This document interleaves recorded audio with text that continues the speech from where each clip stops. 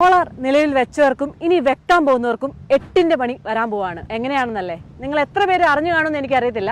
സോളാറിന്റെ നിയമത്തിൽ ഒരു ഭേദഗതി വരാൻ വേണ്ടി പോവാണ്. ഇത് വന്നു കഴിഞ്ഞാൽ സോളാർ വെക്കുന്നത് അധികം ലാഭകരമായിരിക്കത്തില്ല. അത് ഏറ്റവും കൂടുതൽ അഫക്ട് ചെയ്യാൻ പോകുന്നത് നമ്മൾ സാധാരണക്കാരെ ആയിരിക്കും. ഇപ്പൊ ശരിക്കും ഡേ ബൈ ഡേ നോക്കിക്കഴിഞ്ഞാൽ ഇലക്ട്രിസിറ്റിയുടെ കൺസപ്ഷൻ കൂടി വരുവാണല്ലേ. ഇപ്പൊ നമ്മൾ തന്നെ ഒരുപാട് ആളുകൾക്ക് പാനൽസ് സജസ്റ്റ് ചെയ്യാറുണ്ട്. ഇപ്പൊ നമുക്ക് ഇലക്ട്രിക് കാർസ് ഉള്ളവർക്ക് അല്ലെങ്കിൽ ഇലക്ട്രിക് ബൈക്സ് ഒക്കെ ഉള്ളവർക്ക് പാനൽ വെക്കാൻ വേണ്ടി എപ്പോഴും സജഷൻ കൊടുക്കാറുണ്ട്. ഇൻ ഫ്യൂച്ചറിലേക്ക് നോക്കുമ്പോഴത്തേക്കും ഈ ഒരു സോളാറിന്റെ ആവശ്യകത നമുക്ക് മുന്നോട്ട് കൂടി വരത്തേ ഉള്ളൂ. ഇനി ഞാൻ പറയുന്ന കാര്യം അറിഞ്ഞിട്ട് വേണം നിങ്ങൾ സോളാർ ഇൻസ്റ്റാൾ ചെയ്യണോ വേണ്ടയോ എന്ന് തീരുമാനിക്കും. ഇനി സോളാർ പഴയപടി ലാഭകരമായിരിക്കത്തില്ല. 2025 ഒക്ടോബർ 1 മുതൽ സോളാർ ബില്ലിംഗിന്റെ രീതിയിലും സോളാർ ഇൻസ്റ്റാൾ ചെയ്യേണ്ട മാനദണ്ഡങ്ങൾക്കും മാറ്റം വരികയാണ്. പുതിയ റെഗുലേഷൻ വരുന്നതോടെ 3 കിലോവാട്ടിൽ കൂടുതൽ സോളാർ ഉത്പാദിപ്പിക്കുന്നവർക്ക് നെറ്റ് മീറ്ററിംഗ് ഉപയോഗിക്കാൻ പറ്റില്ല. പകരം നെറ്റ് ബില്ലിംഗ് സംവിധാനമായിരിക്കും ഇനി മുതൽ ഉണ്ടാവുക. അതേപോലെ 5 കിലോവാട്ട് ഉപയോഗിക്കുന്നവർക്ക് നെറ്റ് മീറ്ററിംഗിലേക്ക് മാറ്റണമെങ്കിൽ അവര് 30% ബാറ്ററി ഉള്ള ഹൈബ്രിഡ് സോളാർ വെക്കണം. ഈ ഹൈബ്രിഡ് സോളാർ വെച്ചാൽ എന്താ പ്രശ്നം? കുഴപ്പമൊന്നുമില്ല, റേറ്റ് കൂടുതലായിരിക്കും. നമുക്ക് സാധാരണക്കാർക്ക് അഫോർഡ് ചെയ്യാനേ പറ്റില്ല. അപ്പോൾ ഓവറോൾ 5 വാട്ട് നെറ്റ് ബില്ലിംഗ് ചെയ്യുന്നവർക്ക് നെറ്റ് മീറ്ററിംഗിനെ അപേക്ഷിച്ച് ഒരു മാസം ശരാശരി 2500 രൂപ മാത്രമേ ഓവറോൾ ലാഭിക്കാൻ പറ്റൂ. പിന്നെ 3 കിലോവാട്ടിന് മുകളിലുള്ളത് 3 ഫേസ് ഇൻവെർട്ടർ വെക്കേണ്ടി വരും എക്സ്ട്രാ ആയിട്ട്. പിന്നെ